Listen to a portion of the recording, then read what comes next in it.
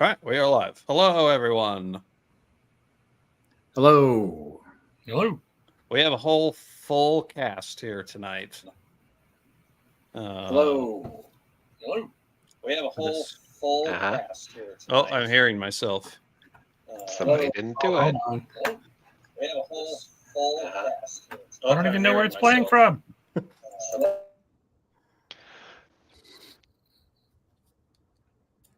All right. We're all professionals here. Yeah, not quite ready for prime time players. Okay.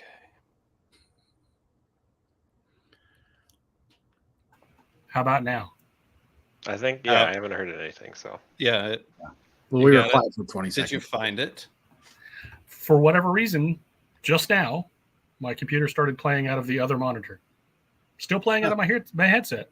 Yeah. I didn't even know it would do that. All right. Carry on. Just don't mind me. All right. I think we are pretty much ready to go. 10 in the chat room. I don't think we have a way of recording this to post it later. Let me double check that. Doesn't StreamYard save all of our audio? Yes. It does. And the live stream is saved, but it means you're not getting each channel. So, recording settings are disabled while live, so I need to fix that. Ryan just said he can't hear anything. Oh, yeah, I think it's because he's in the swim meet.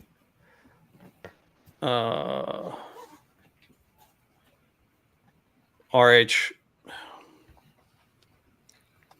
let me just make sure he didn't want this recorded. My iPhone at my iPad. That's great.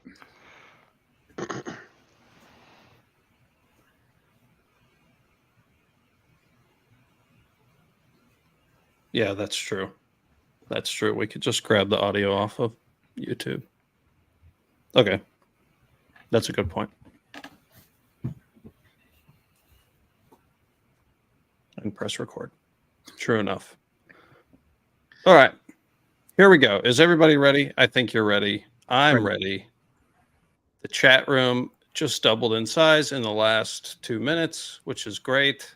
So I think we should go ahead and get started.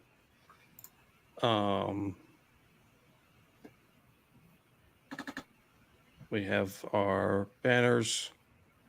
All right. Everybody, welcome to this year's the 2024 Osh update and Q&A.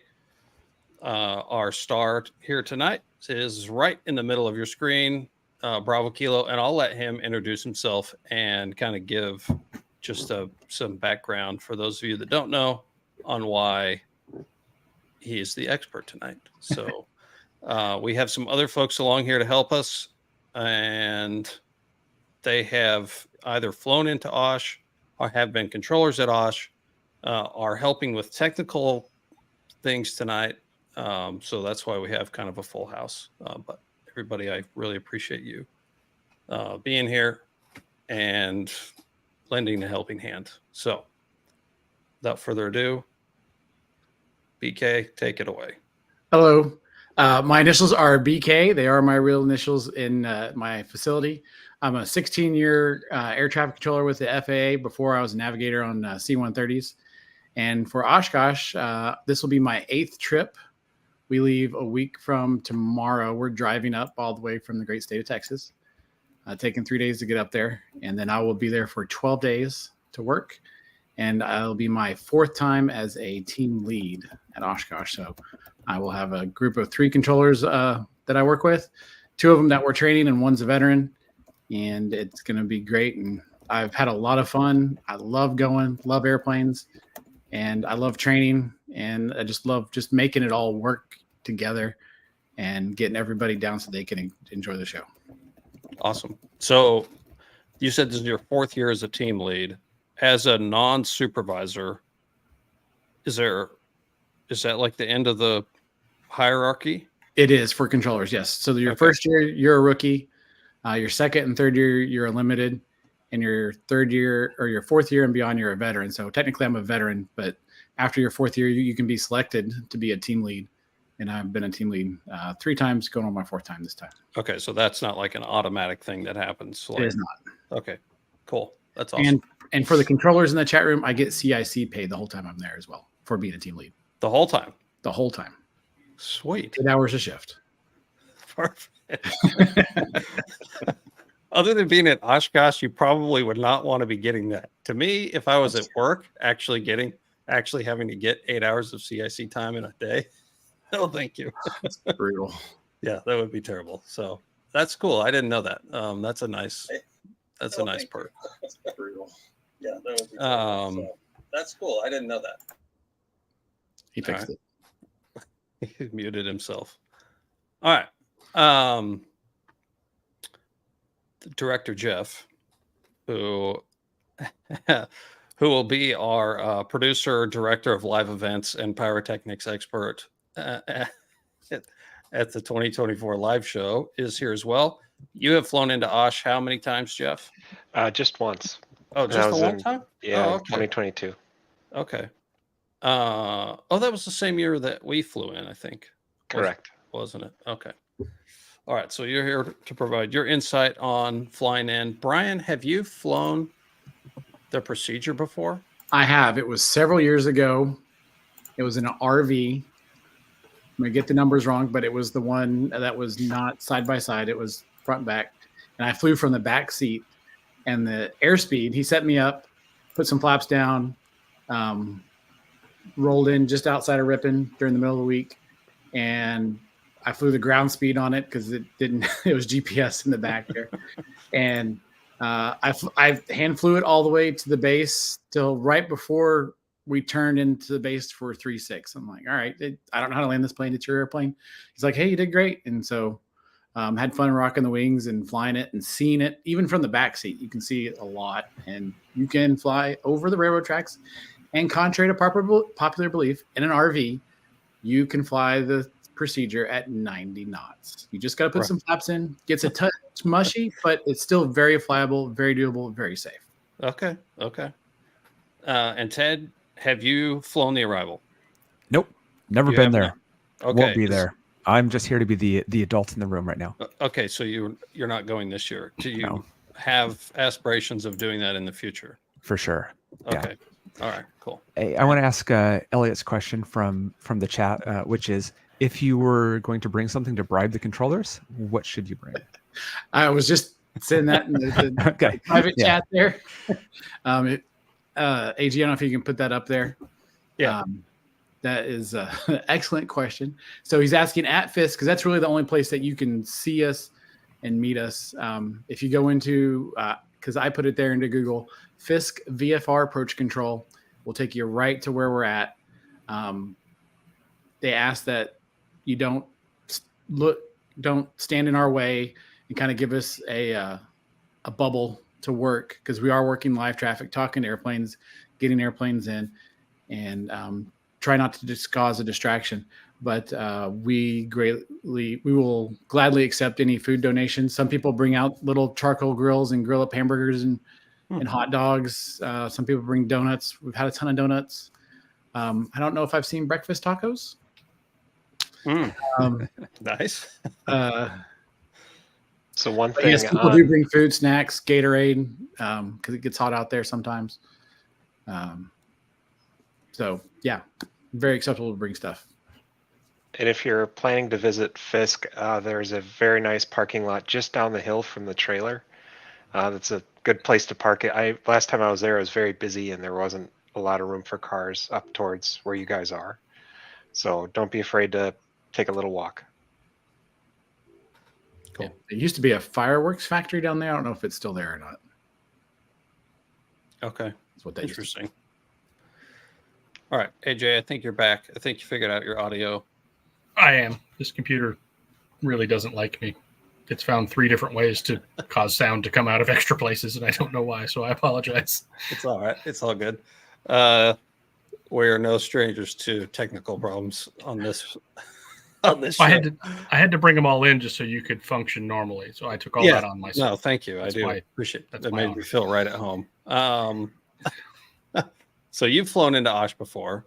Yes, flown in the last 3 years consecutively, actually. Oh, great. Okay, cool. All right. And over those 3 years, I know there were at least small changes every year.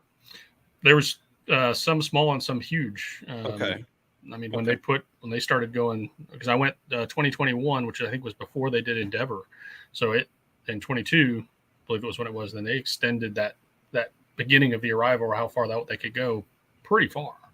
Yeah, it's like 40 something, almost 50 miles, right? And that the can dramatically affect your fuel planning depending on how big your fuel tanks are. Yeah, if you got turned around at Fisk and had to go back to Endeavor. There's another 90 plus miles you have to fly. Right. Okay.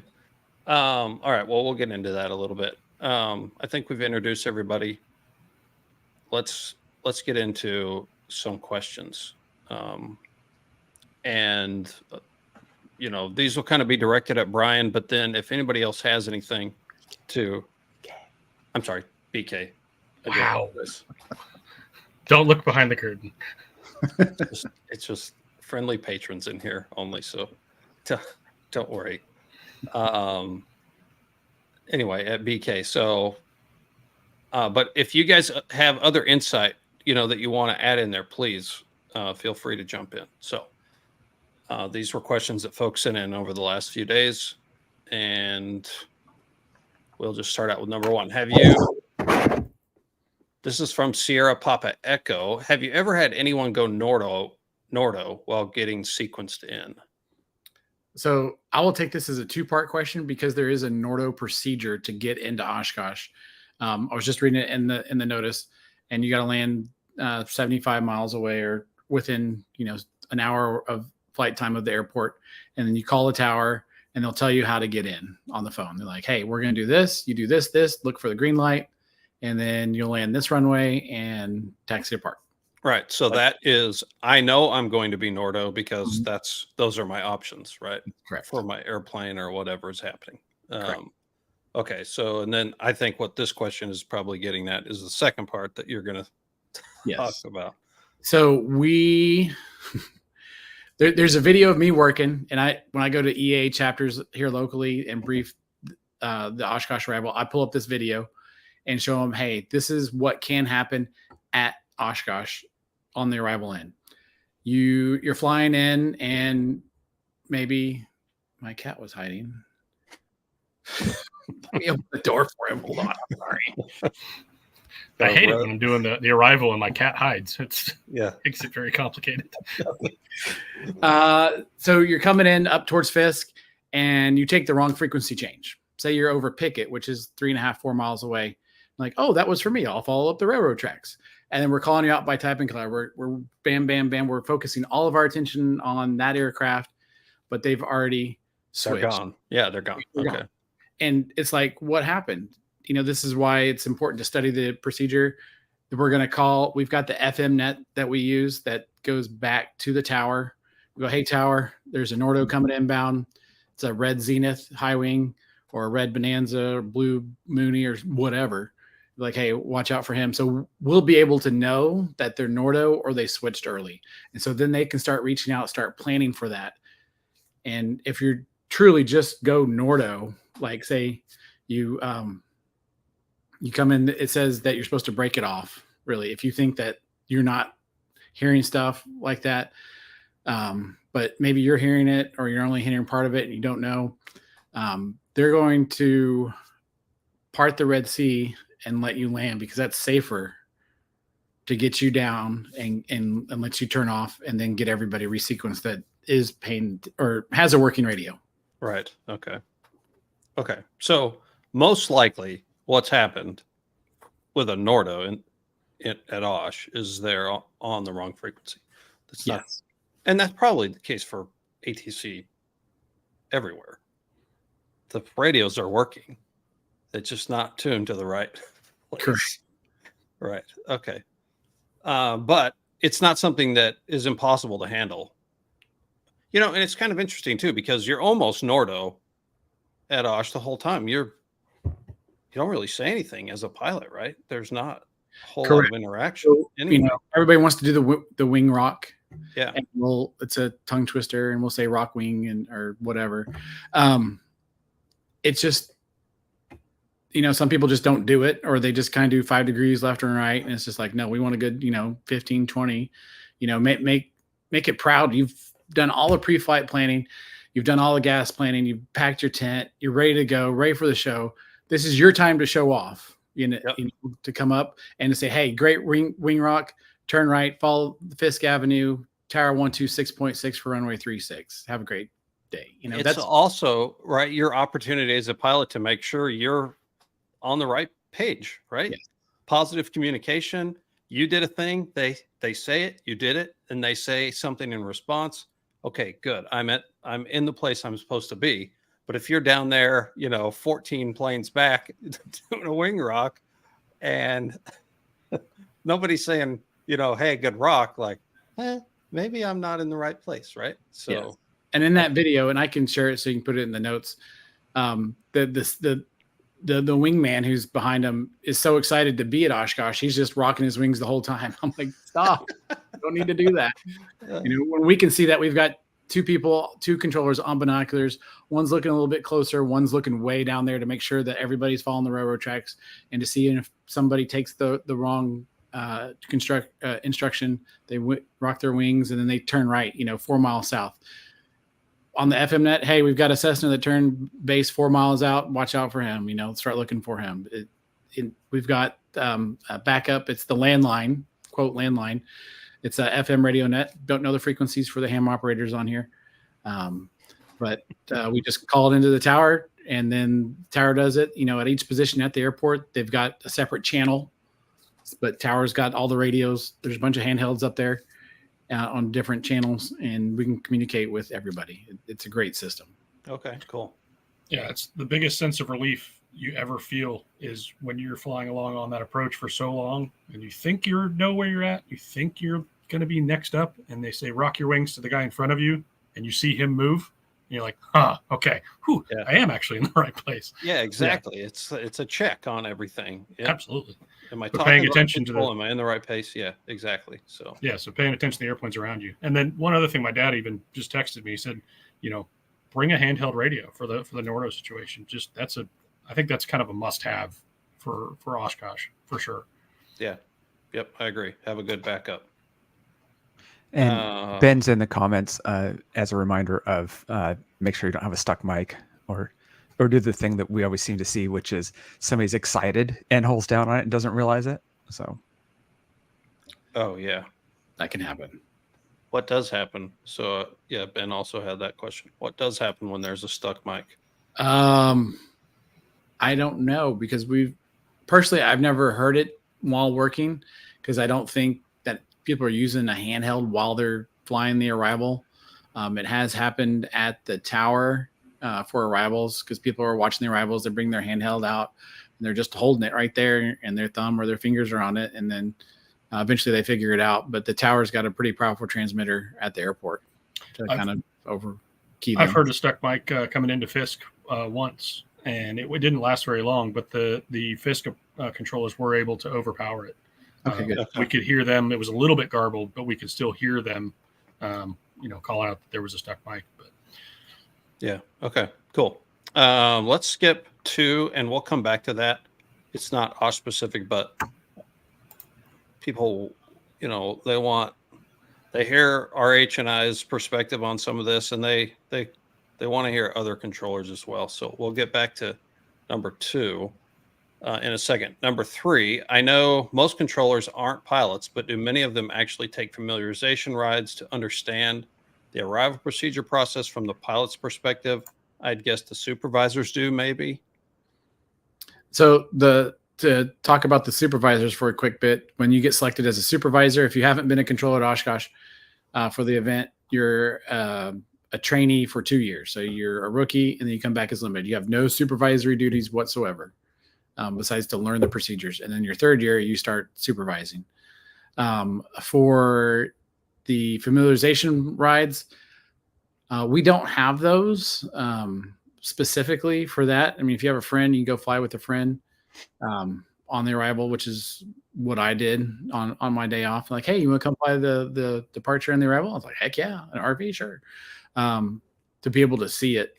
Now, controllers do get incentive rides and jets for being control of the year, previous years, or at Sun and Fun. But there's nothing specific for controllers to do that. I think that would be great. That's kind of hard because there's 64 controllers. There's 16 teams, 4 on each team. So Yeah, and you're busy. Well, right. The sheer volume of people you would have to put in a plane, and you're pretty busy the whole time, right? I mean, there's not like a ton of free time. exactly. Yeah. Okay.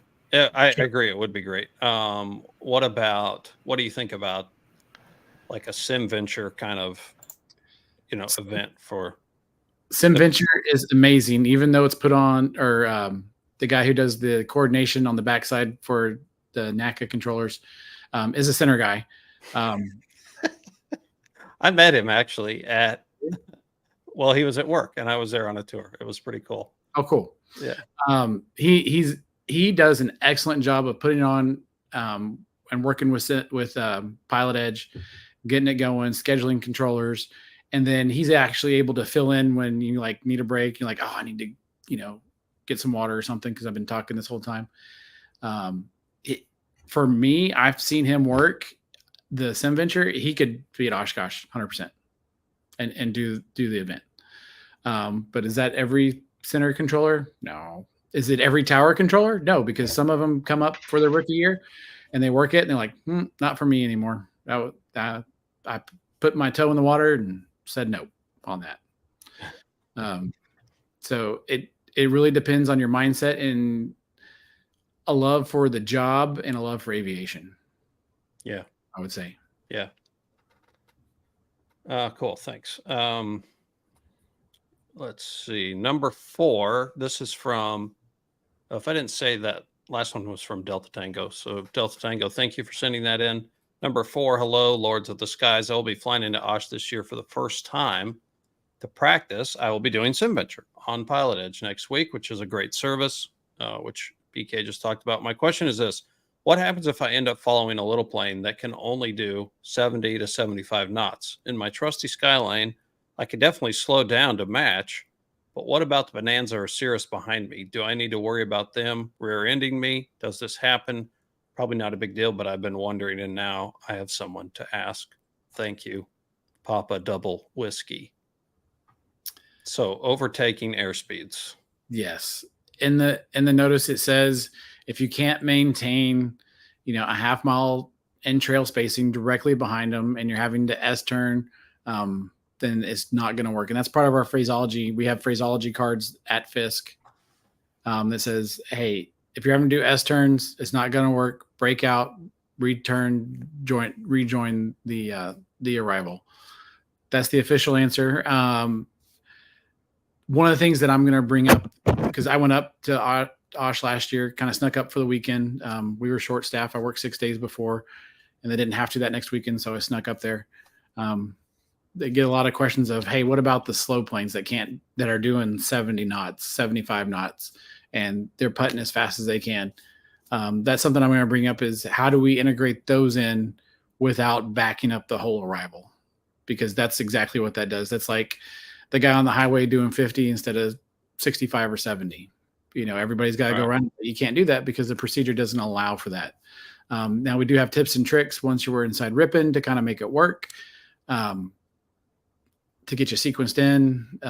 But that's for at the time, it's what we call a tactical decision at the moment where we're going to decide, hey, this is how we're going to do this. This is how we're going to make it work. BK, I've got a question on that. So I fly normally I fly a 182 RG, so I can pull off the 130 knots. I can pull off 90 knots. In that situation, and I'm assuming the answer is probably no, but just to put it out there, if I'm stuck behind that champ that's doing, he's firewalled and he's doing 75, would it be acceptable to climb to that higher altitude and accelerate to the faster speed to create that separation, or would that be a definite no? That would be your choice. I would make that decision as early as possible, and Of course. definitely not within sight of like ribbon. Oh yeah. I'm talking about, if we're a ways back. Yeah. And that was a question that RH had asked is there any way to create space for the pilot? Let's say you're back, Puckaway Lake or something like that.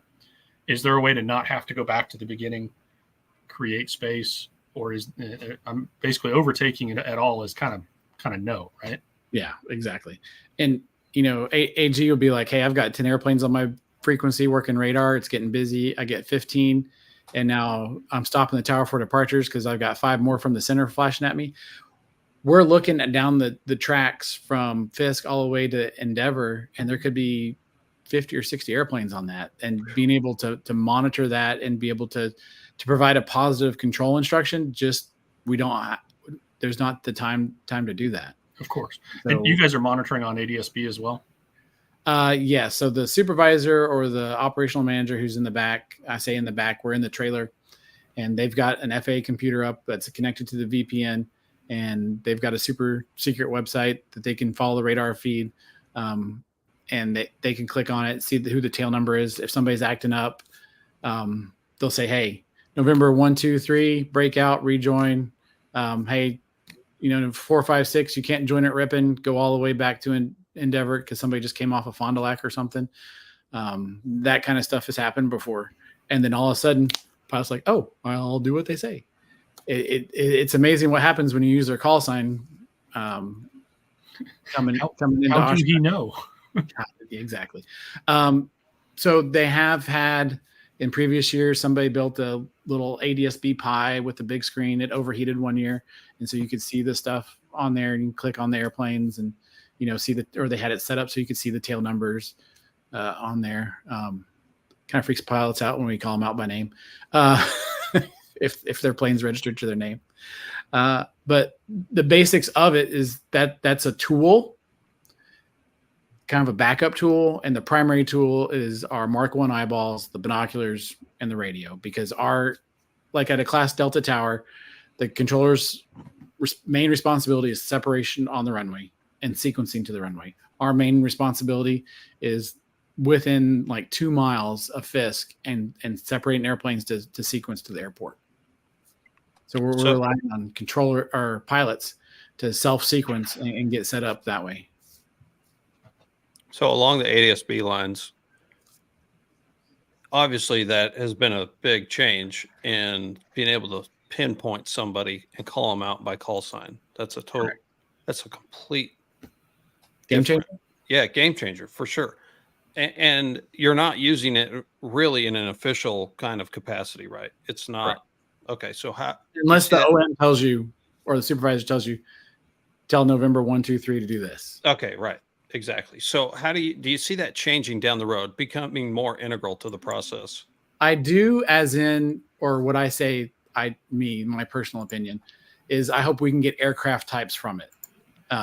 Because one of the websites puts the aircraft types on there, and I'll see ST-75. I know it's a Stearman. You would be amazed at how much a Cherokee looks like a Cirrus flying the arrival, a fixed wing or a fixed gear Cherokee and a Cirrus flying the arrival because you're looking from down under, you're looking up at them, and all you see is the wing and the struts. Unless you're in the binoculars and you're seeing them a couple miles down the road, there's no way to tell a difference between an RV, was it 10 or 12 that looks like the Cirrus, looks like a 10. Yeah. There's literally no way to tell a difference.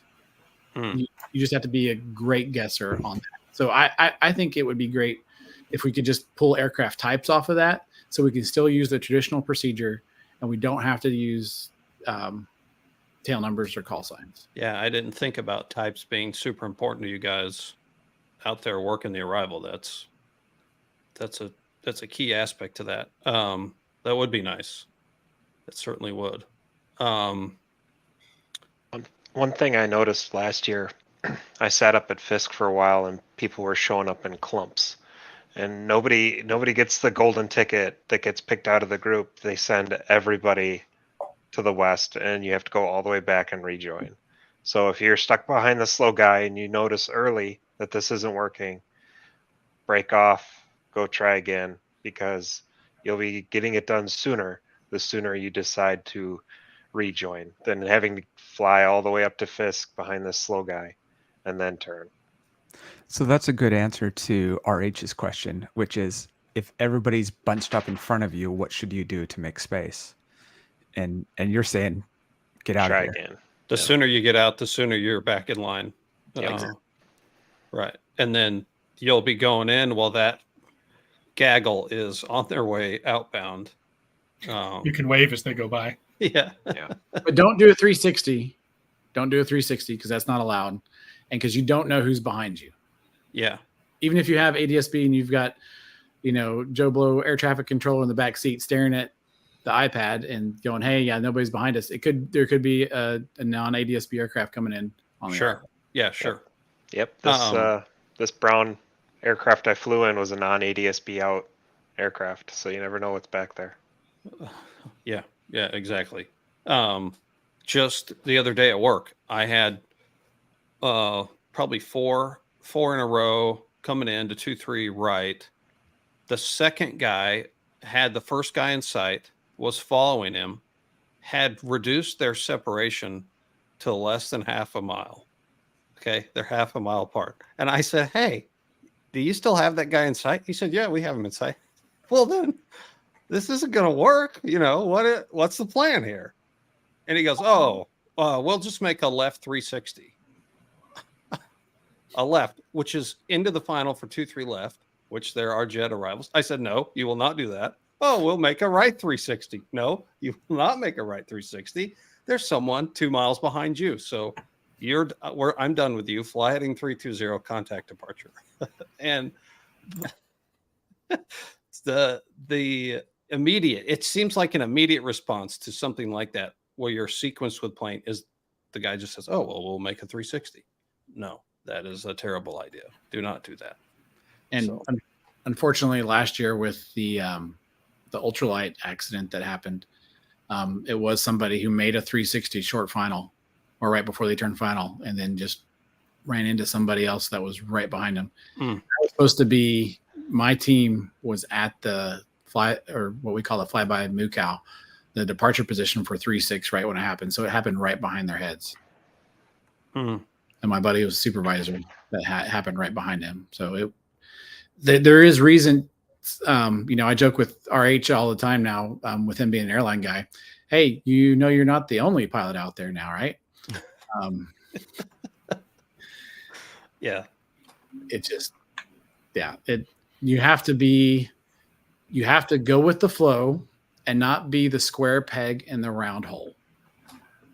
That's the way the system works best going into Oshkosh. Because if you are the square peg, you don't listen, you do what you want, everybody else has to move around you, and you're affecting the whole operation at that point. And that's not something you want to do. So when you see that, it's a problem child. We usually know them as the AJs of the crowd. Do you ever punish them? I mean, will you choose the pilot was the problem and pick them, or would you rather them get on the ground because you don't want them in the air any longer than you have to? So the second part is yes. We want to get them on the ground as soon as possible. I'm not a supervisor. I'm not an OM, so I don't know what the procedure is now. When I first got there in 2014, 2015, my first 2 years, we'll call the EAA and they'll send somebody to go have a friendly conversation with them. That way they don't have somebody from the FAA come talk to them. They don't start paperwork. Be like, "Hey, what happened? This. Hey, I'm here to help. I'm not going to write you up. I'm not going to do anything." Unless you're just a complete jerk to them, then at that point it could escalate. I don't know if it ever has. But that way it's a learning situation, just like the current policy with pilot deviations is a compliance policy. Only 6% right now, from what I heard the last time, end up in certificate action or any kind of action. So it's, "Hey, did you learn from him? What did you learn? What are you going to do better next time?" And sometimes you need people to say, "Hey, you did this, and this." And they're like, I did, or I don't know. I was following aircraft going in. You talk about Nordo, some experimental that I've never heard of. Dude just ripping by at 150 knots down the arrival, goes in, barely kind of turns wide on the downwind of the tower, and he pushes the controller pushes the beaconator button because he calls him out by call sign. And then magically he started doing what he was told. Huh. Weird. It just, I don't get it. You are special, but you're not special enough to get called out by your tail number. You don't wait for your tail number. Know what your aircraft looks like. Hey, I'm a low wing. I'm red and blue. I've got my landing light in the left side. Here we'll go to Elliot or Echo Delta's question. For lights, do you want everything on? Yes. That is the easiest way to see everything. Especially with the new LEDs, we can see them from Ripon or even further out. And then, so you'd be like, hey, the guy with 100 LED lights coming down, the bonanza, rock your wings. Oh yeah, that's okay. Great job. I do think I've heard, the RV with wigwags, Yes. where it's like, that's very recognizable. Exactly.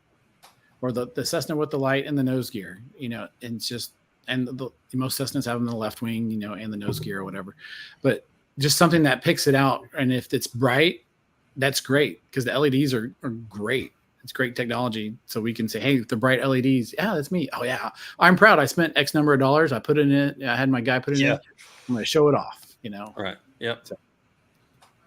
All right. Number 5. And I'm assuming this question is you're getting flight following on your way into Osh.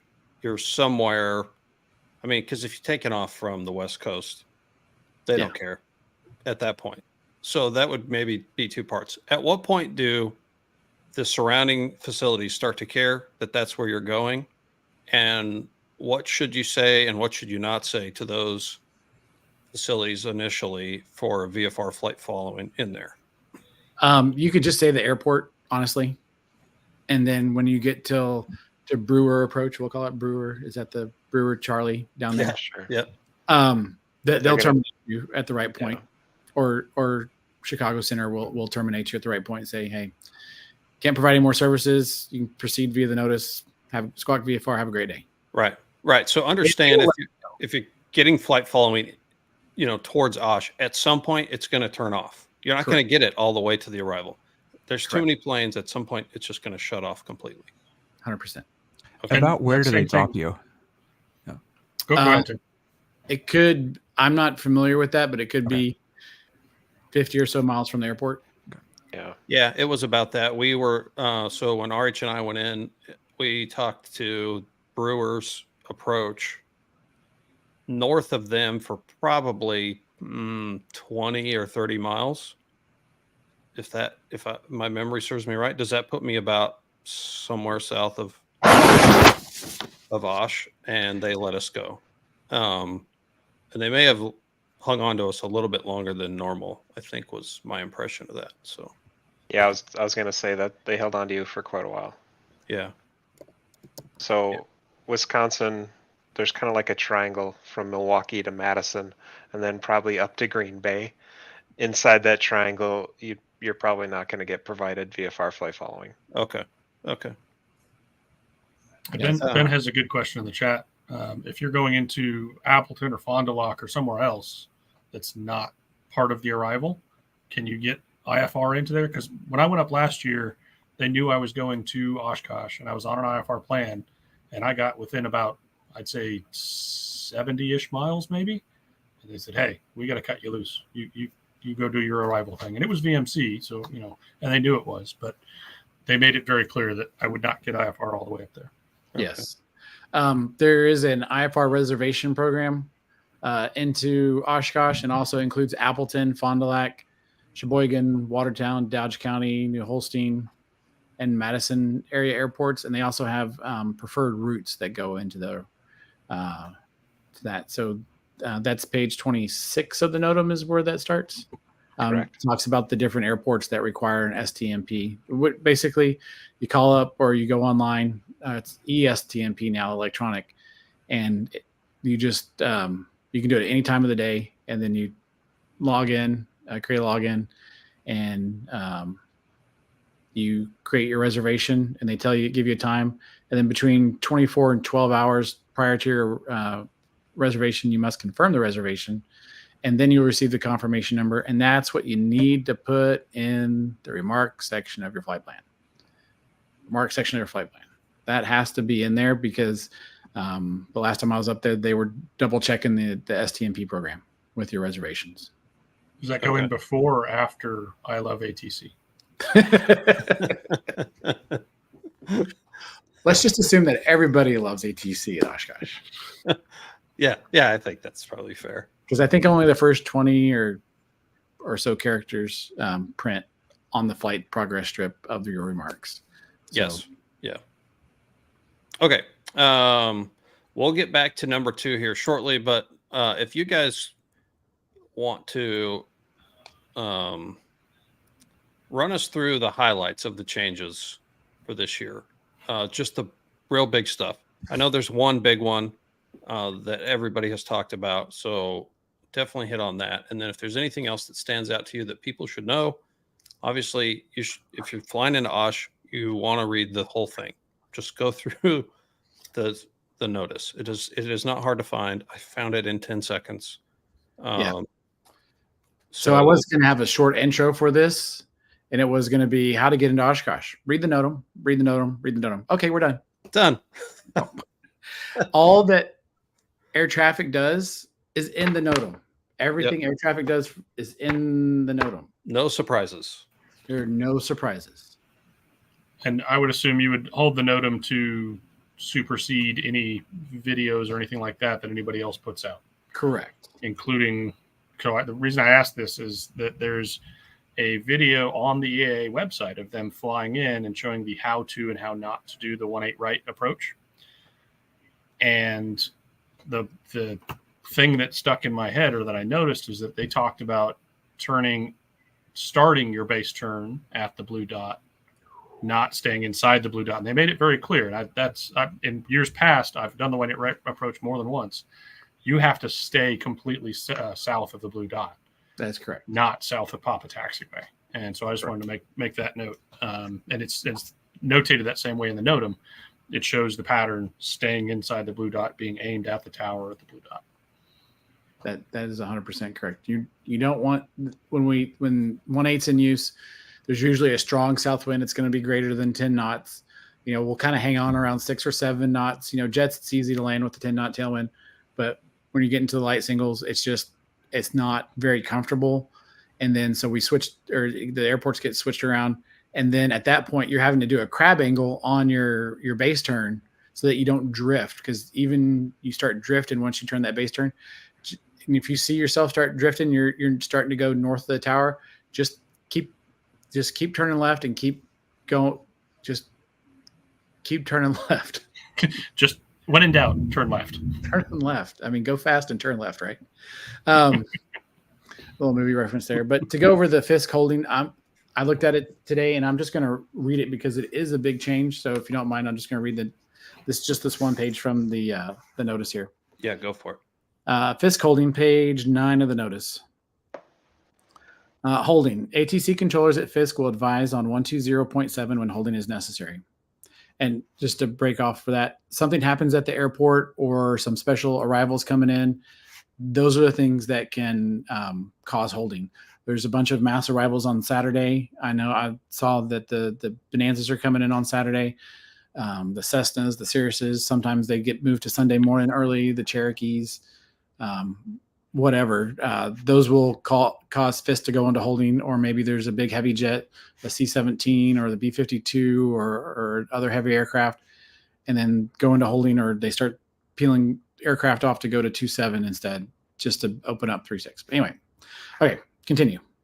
Aircraft over Fisk will be instructed to turn due westbound, remain single file north of the lakes, and return to the ATC designated starting point to begin the procedure again. See map on page 5. That's in bold. All ATC at ATC discretion, the VFR holds will be depicted. The VFR holds depicted below may be used. Aircraft at or beyond Ripon So that's at or inside of Ripon. Continue to Fisk and enter the Rush Lake holding pattern as depicted. Aircraft approaching Ripon on the Green Lake transition. Watch for traffic to follow and enter the Green Lake hold as depicted. Aircraft approaching Green Lake on the Puckaway Lake transition.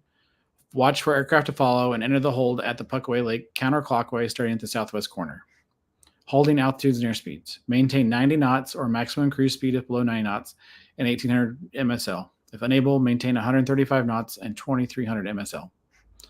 Okay, so that's there's a couple things in there that's kind of hard to pick out. It says at ATC discretion, these VFR holds depicted below may be used. So one thing that they did last year, and most likely we'll do it again, is something happens at the airport and the arrival is packed. Trying to break out everybody and do that again and get in the holds and then peel the holds out is very difficult with one controller, even or one frequency. So what they do is they send everybody back out to the starting point of wherever that is, and then to start again, because maybe it's 3 minutes, maybe it's 5 minutes, we don't know. Then all of a sudden, hey, open it up, bring us airplanes. Well, if you're able to, you keep the big lap, call it a big lap, going, and then you pick the last plane to turn left at Fisk, or turn left at Fisk, and then you pick the next one. Hey, they just opened up the airport. You can come straight up. Does it stink for the pilots that have flown their arrival and they're getting sent back to the start point? Yes. Does it maintain efficiency at the airport? Yes, that's the key, and it maintains probably a safer orientation of getting airplanes back into line and back up to the airport instead of rogue ones trying to peel out like, oh, hey, I'm on the down one. I'm just going to cut across Green Lake and I'm going to slide in behind that guy. And then, I'm going to be the square peg in the round hole and make ATC figure it out. It's not what we could come to Osh for. That's not the Oshkosh spirit of being friendly. Says holding pattern saturation. If the holding patterns are observed or reported to be nearing capacity, stay clear and proceed no further. Instead, make left turns over a point on the ground and continue to hold until ATC advises you to proceed or to transition into one of the published holding patterns. And then they'll clear the patterns in the following manner: Rush Lake, Green Lake, Puckaway, and others. And then they'll make that call. And then sometimes I would recommend, you stop an hour outside of Osh and get gas filled up as much as your weight and balance will allow so that you can plan on holding, because it will happen. There's just so many more airplanes coming in now than ever before that the airports get I don't want to say overloaded, but it's getting close to saturation and just so many airplanes. And Fisk is like a VFR TMU, traffic management unit, of keeping the tower a safe environment to get airplanes down. And it might not be one of the reported starting points at like Endeavor Bridge. It could be the airport portage. They could be telling you to go back to. So that is a small airport south of Endeavor. Oh yeah. So be on the lookout for that. Be familiar for where portage is. It'll probably look like a bee's nest, but that's where you're going to go. Yeah, they'll go to Endeavor and then they'll say, hey, go 10 miles south of Endeavor along the highway, and then go to Portage after that. And then there was a line they showed, and I don't remember where it was, but I saw it. Airplanes going around the Madison class Charlie to join the highway to go up to Portage and Endeavor. They were just airplanes everywhere because everybody wants to go in. Not everybody can land on Saturday and Sunday. I'm sorry.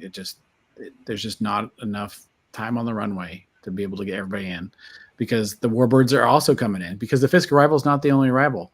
You've got IFRs that are coming in, few and far between. And then you've got different jets coming in for the overhead. You've got different air show performers coming in, and we've got to mix all that traffic together for a safe operation at the airport.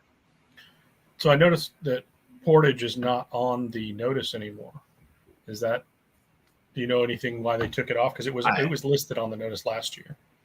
I am not familiar with that. Couldn't tell you. Just being honest. Yeah, it's interesting that they took it off, especially if you guys are still going to still have it as an option. Um, it would be a good idea to be familiar with where that airport is, especially since it's not listed in the notice anymore. And on your comment of fuel up, it's definitely a good idea because the full procedure from Portage up and in is 56 miles. And if you have to come back, that's another 56, and then fly it back in, which is another 56. So bring as much fuel as you can. Yeah, definitely. All right.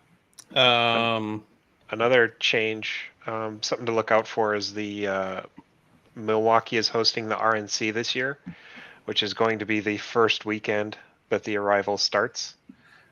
So that'll probably include TFRs around Milwaukee. So you won't be able to fly pretty much close to downtown. So that's something to look out for if you're coming up the first weekend.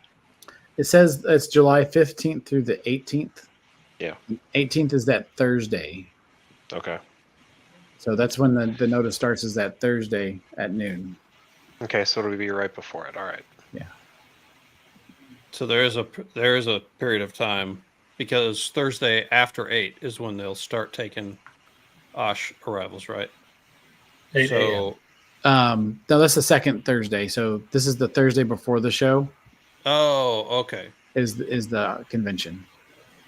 Oh, okay. I had that mixed up. All right. Anything else you want to touch on big updates, changes? That's it. Everything at the airport has remained the same as far as I know. Okay. And onto the notice, there's nothing published that had changed. Okay. All right. Let's go back to number 2, and this is sort of unrelated, but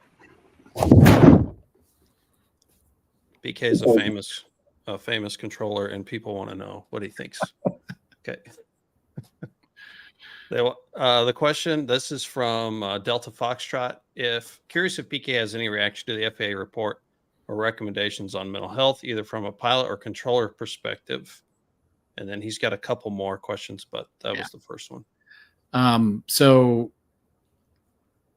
I'm glad that they're taking a look at it instead of dismissing it or making it an automatic downing on the medical for certain things. They're being able to realize that treatment for mental health can lead you to be a pilot again. I'm not a mental health expert, so I couldn't tell you. I do know that some things, depending on what it is, could be downing forever, depending on what it is. But some things, it could just be a minor bump in your life and something happened and it's causing some stuff. You go and get help, and then you're able to prove back to the FAA that you've gotten help, and you get whatever paperwork they've asked for, and you're able to be able to fly again. I don't know what that procedure is. I'm not making procedure here. I don't know how that's going to work out. They will do it very deliberately, and for the rest of the world, we call slow, to make sure that it's done the right way. But I'm glad that they're taking a look at it instead of just being an automatic down. Yeah, I agree. On the controller side as well. Yeah, absolutely. We lost somebody to a medical problem similar to that for what I think is probably no reason, but because right now there's no path out of that currently. They're gone. They got medically retired, which, it's something, but it's not like, oh, I'm set for life, kind of a thing. Anyway, yeah, I agree. I think it's a good thing. So now we want your vision of the impact on AI, the impact of AI on ATC, controller training, and future hardware. So I'll give you 30 seconds to answer all those. Exactly right. About all the information I have. I think it'll be a great tool to build new procedures, to evaluate what we currently have to see if there's any room for improvement. But I don't I don't, because I'm not an AI expert, I don't know how that would change the way we're operating, besides being able to go into straight electronic to electronic stuff like they do at the center now with CPDLC. They can go clear, direct, wherever, send, and then bam, they don't have to talk to them. Hey, contact center on this frequency, and all they have to do is contact them, and then everything else is data link. And so maybe that could be AI, but really having a human in the loop on that is the safest situation for that, because people mess up. It happens. Pilots mess up. It happens. Isn't that the perfect controller world? Just never having to talk to an airplane again. Yeah, we say that all the time. Work. This job would be great if it wasn't for all the pilots. It's the same thing we do at my job. This job is awesome, except for the customers. Right. Right. So, yeah. For the controller training, it specifically talks about the curriculum. Could it be changed a little bit? Where they're going through a big change right now. I don't think they used AI on that. But there is a lot more stuff that they're having to do downstairs before they get to the local stuff. I've heard. But what would AI be good in for training is when they go to the radar simulators, because RPOs are people, remote pilot operators. You have to have them. You have to hire them. You have to pay them. Not saying that's a bad thing, but sometimes it's hard to recruit those pilots or people to fill those roles and be knowledgeable enough to be able to learn the system, learn the ATC language, learn aviation. Yeah. You do. You have to have a pretty good base of knowledge to be a remote pilot operator. You get that limited experience doing that. Sometimes at RTF, I know we got to spend a half a day back there running the pilot side of it. Man, there is a ton going on, and you have to know aviation. Yeah, absolutely. So maybe they could, I don't want to call it AI, but pre-programmed stuff is already in our simulators. We have a tower simulator that we bummed from the big airport. They just got upgraded. I haven't been over there yet, but it's the same graphics, but more powerful processor. And so it's not really AI, but it's pre-programmed stuff. But to have it to be able to change the way that it reacts to you instead of just having it pre-programmed, that could work. But there's a lot of stuff that could go into that.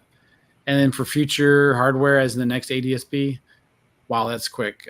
It took them forever to get GPS and ADSB going, and delays and delays and delays. And finally, so I don't know what that could hold, but would it be cool? Sure. I love technology. I have a car with a lot of technology in it, and I love technology, and I love the Beaconator button to find call signs. So, amen to that. For sure, AI is going to be a part of basically everything it can be. I think air traffic and aviation will be one of those things. The level to which it's integrated, it's hard to say now, but for sure, it's going to be a part of it. You guys have anything else on that? Somebody want to add in to? Until Skynet becomes active, and then it'll be just all of it. Exactly.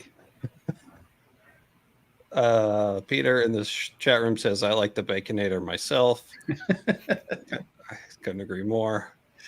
Speaking of the chat room, does anybody else in the chat room have anything for us? Questions, comments, suggestions? We're still flying to Delta towers that don't have radars, like I was doing that today. Exactly.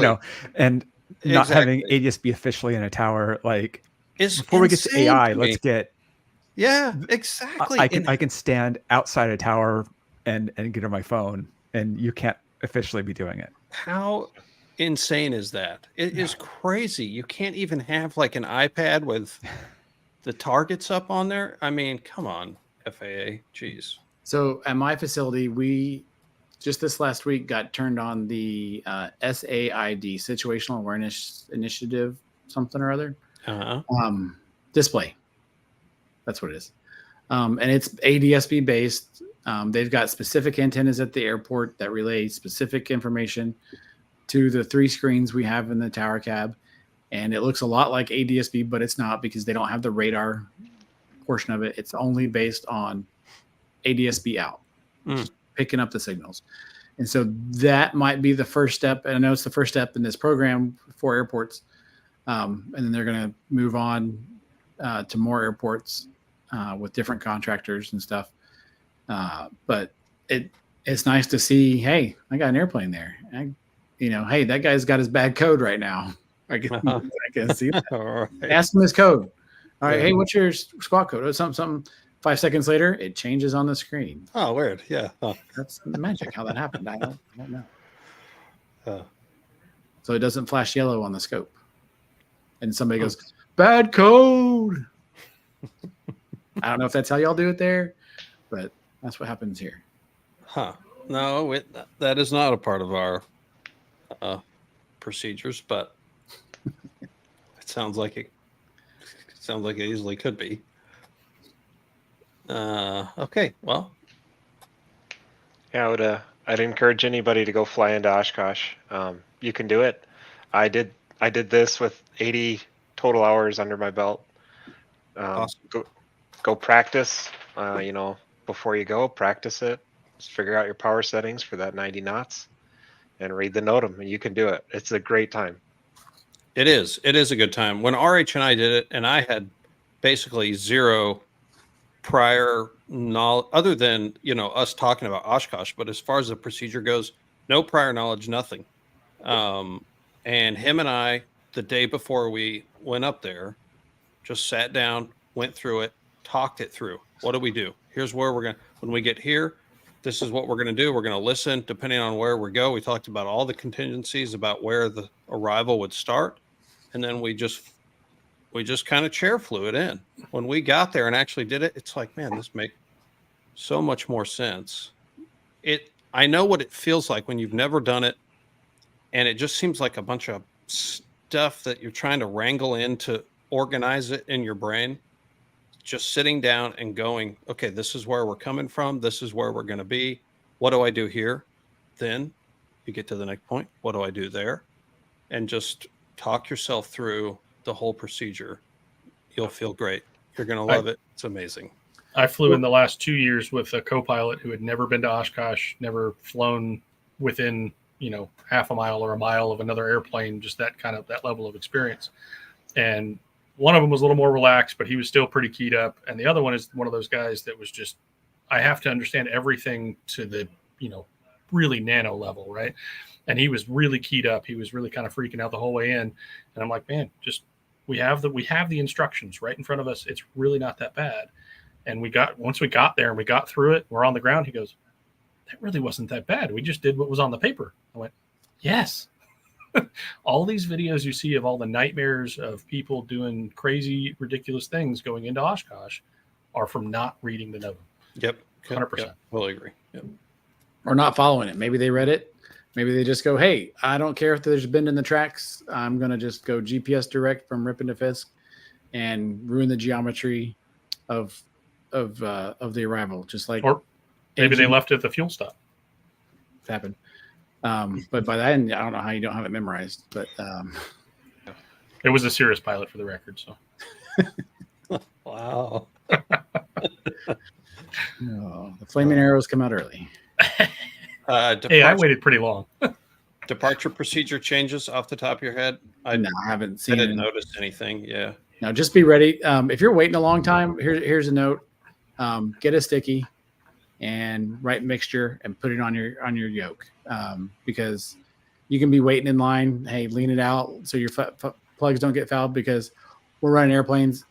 There are controllers at 2.7 on both sides of the runway holding up. You can taxi up past the hold line where they tell you to. Do it what they tell you to 125 feet from the center line, right up almost to the edge line. Bonanza got in there and then clear for takeoff. Because that's the mixture fouled the plugs. It wasn't super bad, but as soon as that happened, it was cleaned out. So just watch your mixture, watch your temps. That's something with P51s. We got it as controllers. We have to be aware of. Their CHTs get hot real quick without airflow on that. So that's something that we work. But the departure procedures, it's straight out till 1300 until clearly class Delta, but don't go over Fisk. There is no reason to go over Fisk at 1300 feet because airplanes are still coming towards the airport. That's the quickest way to get in the way. If you want to do that, climb up to like 3,000 or something and watch it from way above. There's no reason to scoot along it, down the railroad tracks opposite direction at 1,300 feet and go, oh, there's an airplane. Why is it there? I'm the only pilot in the sky. No, Yeah, you're right. not. We love you. You're just not the only pilot in the sky. All right. Be sure to check out EAA.org. They have a tab for all of AirVenture, and if you dig around, you can find they have listed all the videos that they've produced. And they're good resources as well. And as mentioned, check those by the notice itself. Yeah. There's a few little things that I noticed, but they're very good about giving you visual.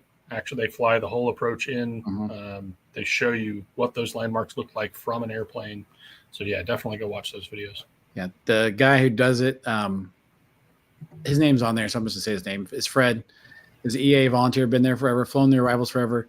When we were starting to talk about extending the arrival after the air show in 2019 or something like that, he was out there flying the new points already, like 2 weeks after the show. We're like, whoa, slow down. Well, we can get this. But he was flying with a supervisor who was a controller, then became a supervisor. Great dude. Mike Oscar, we'll call him.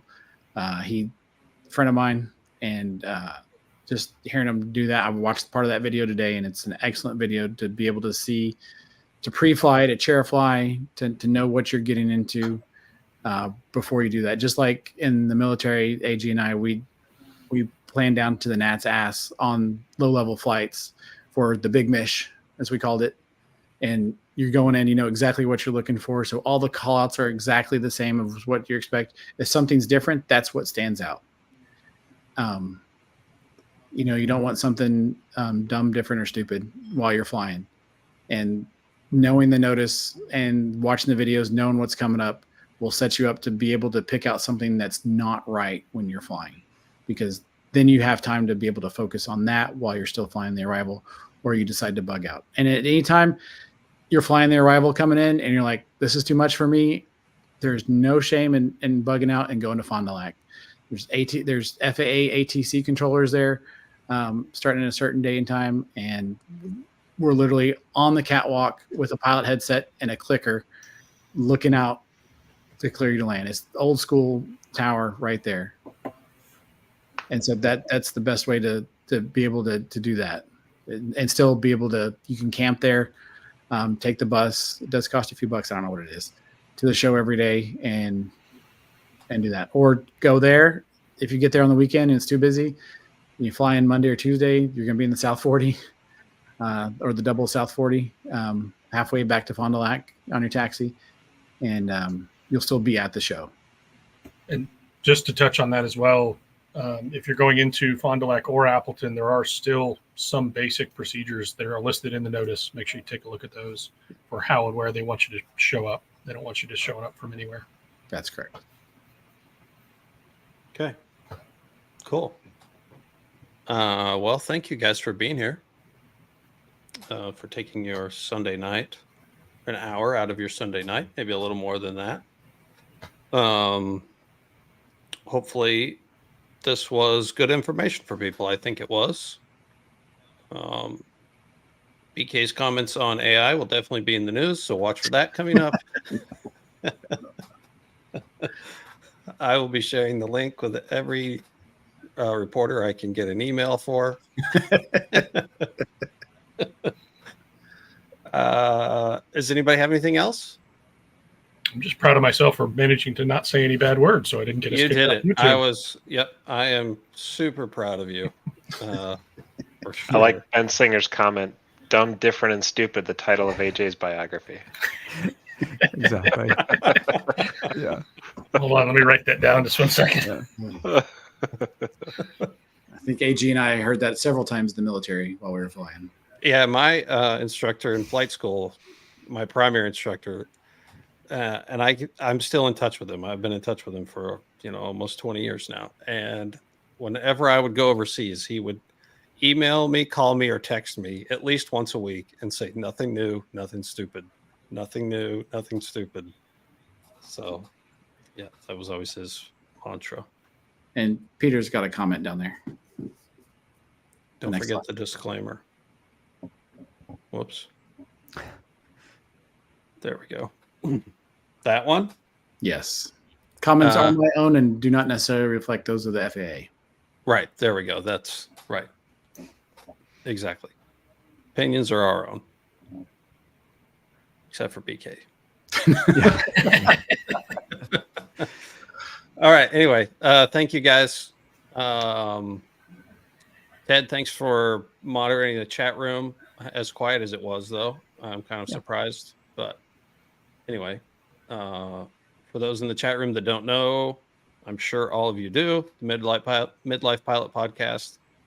Ted and his cohort, Ben, is part of that as well. Go check that out. Really good stuff over there. I'm sure they'll have some stuff to say about Osh as well. And what else?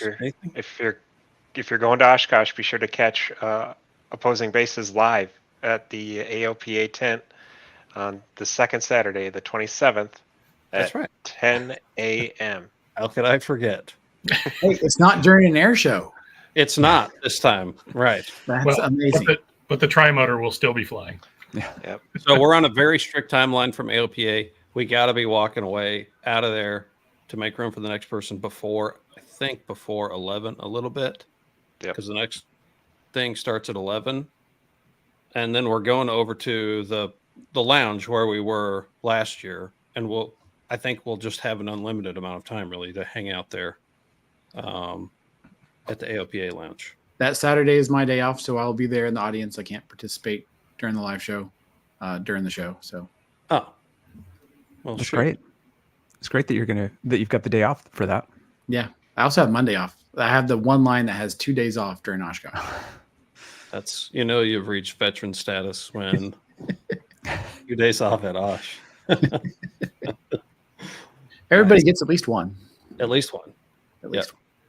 Well, maybe when somebody shows up with breakfast tacos and mentions his initials, he might get 3 days off next year.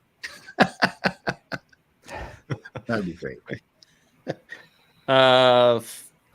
So we're leaving Friday. We're going. Forget where we're going Friday. Chicago and then Milwaukee. Oh, thank you. See, our producer knows exactly what's happening. Director's on it. Yep. Where I will be happily waiting to whisk you away and then off to the show on Saturday. Excellent. See, there you go. There's your answer. So we won't be getting up to Osh until Saturday morning, but we're getting into Wisconsin on Friday night. So you're basically just up there for the show. That's it. Yeah. Do the show Saturday, hang out there for a little bit, and then we're out on, leaving on Sunday morning. That's great, though. Yeah. You going to actually successfully loop a Blackhawk this year? No, I don't think that can be done. I did it. You were there. No. You discovered a glitch in the software. You haven't been practicing? I thought that was a challenge. No, I haven't. Oh, I'm sorry. I could though. I got my setup here, my